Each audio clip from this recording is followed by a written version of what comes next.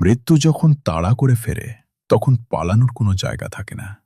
কিন্তু যদি এমন হয় যে মৃত্যু আপনাকে ২ বার জাপটে ধরল আর ২ বারই আপনি যমের দুয়ার থেকে ফিরে এলেন।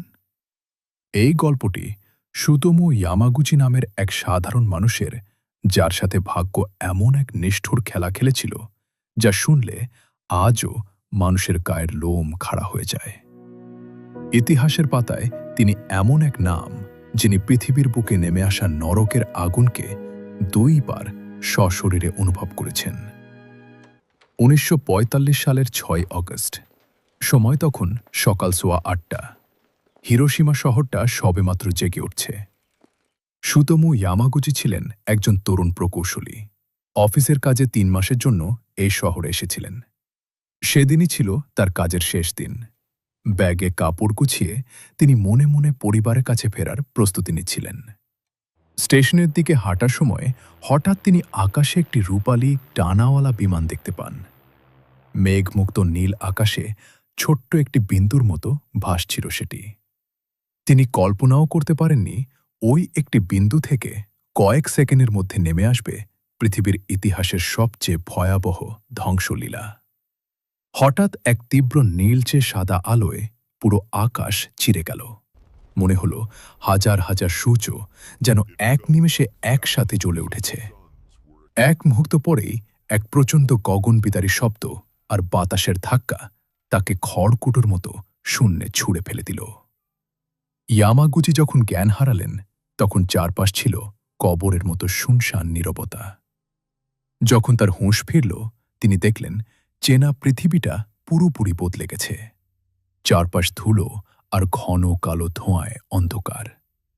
হিরোশিমার আকাশ থেকে বৃষ্টির মতো ঝরছে কালো রঙের বিষাক্ত ছাই। তার শরীরের ওপরের অংশের চামড়া পুড়ে ঝুলে পড়ছিল। কানে কিছুই শুনতে পাচ্ছিলেন না।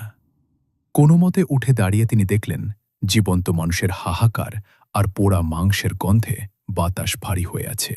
সেই ধ্বংসস্তূপের মধ্যে দিয়ে ল্যাংচাতে ল্যাংচাতে তিনি কোনো মতে একটি ট্রেনের হদিশ পেলেন। সারা রাত অসহ্য যন্ত্রণায় ছটফট করতে করতে তার মনে শুধু একটাই চিন্তা কাজ করছিল, যেভাবেই হোক নিজের শহর নাগাসাকিতে ফিরতে হবে। নিজের স্ত্রীর মুখটা একবার দেখতে পেলেই হয়তো সব কষ্ট সয়ে যাবে। ৩ দিন পর অর্থাৎ ১৯৪৫ সালের ৯ অগস্ট। ইয়ামাগুচি এখন নিজের শহর নাগাসাকিতে।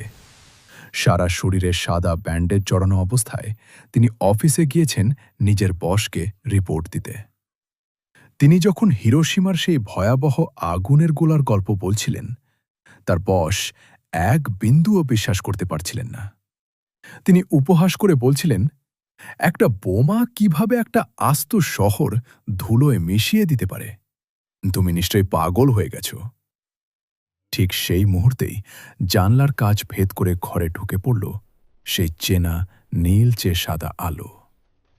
দ্বিতীয় পারমাণবিক বোমাটি তখন নাগাসাকির ঠিক উপরে ফেটেছে। ইয়ামাগুচি আবারও মাটিতে আছড়ে পড়লেন। তার মনে হয়েছিল মৃত্যু বুঝি তাকে জমের শহর থেকে খুঁজে বের করে নিয়েছে। যে ধ্বংসলীলা থেকে তিনি ৩ দিন আগে কয়েক শত মাইল পথ পাড়ি দিয়ে পালিয়ে এসেছিলেন, সেই একই বিভীষিকা তাকে আবার চাপটে ধরল। হিরোশিমার সেই টাটকা ক্ষতগুলোর ওপর নতুন করে শুরু হল তেজস্ক্রিয়তার তাণ্ডব। পুরো নাগাসাকি শহরটা চোখের পলকে শ্মশানে পরিণত হল। কিন্তু ভাগ্য হয়তো তাকে নিয়ে অন্য কিছু ভেবে রেখেছিল।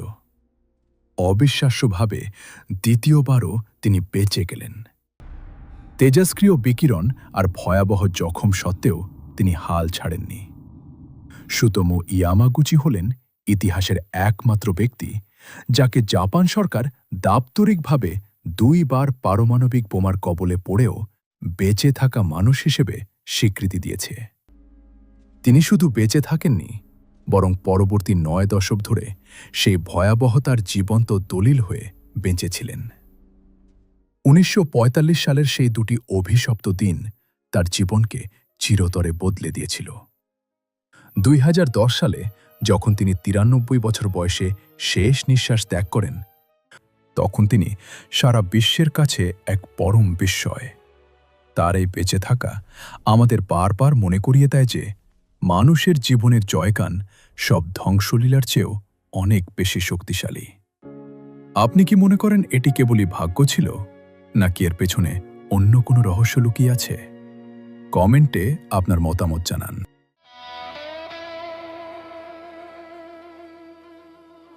Almost gone.